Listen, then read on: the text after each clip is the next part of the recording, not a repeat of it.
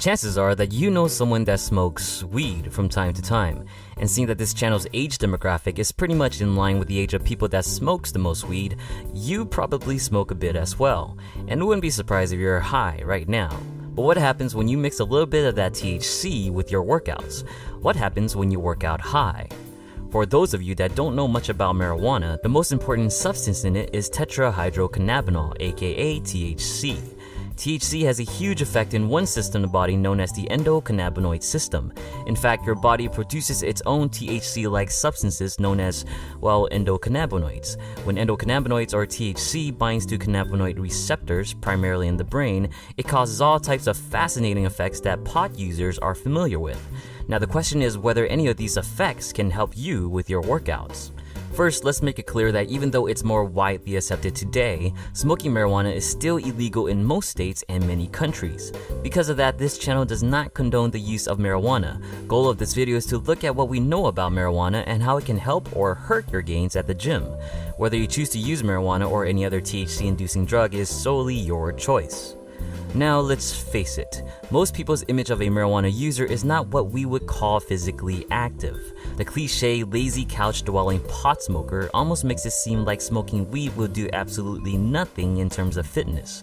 But many athletes say otherwise. Some triathletes have said that consuming THC-laced edibles were able to help them focus better in physical activities.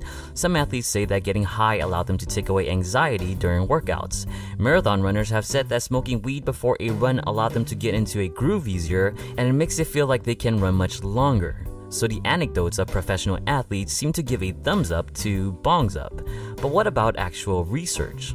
Well, the thing is, not too many research is out there since marijuana and THC is still classified as a Schedule 1 illegal substance. But we do have some research and the information is quite interesting.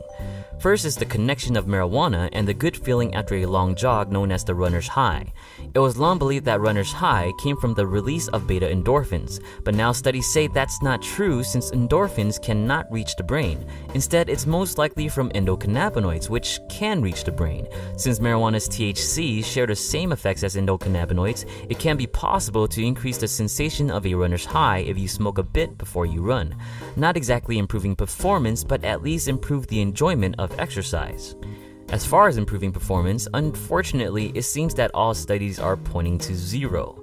In terms of power output, studies have found that when performing a cycling test at maximal effort, smoking marijuana caused subjects to exhaust faster. Another study showed a placebo beat out marijuana in an endurance test. They even found that smokers routinely had an elevated heart rate and blood pressure. This can be discomforting and problematic for people at risk for coronary heart disease. And even though, yes, smoking marijuana can reduce stress and pain sensations, which can even help you push through a few more reps, this can pose as a huge risk.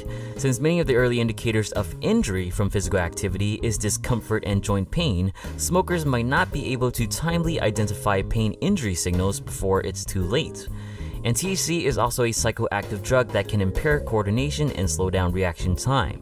A study found that smoking 17 milligrams of THC caused users to run into walls more frequently and took longer to complete a virtual maze test.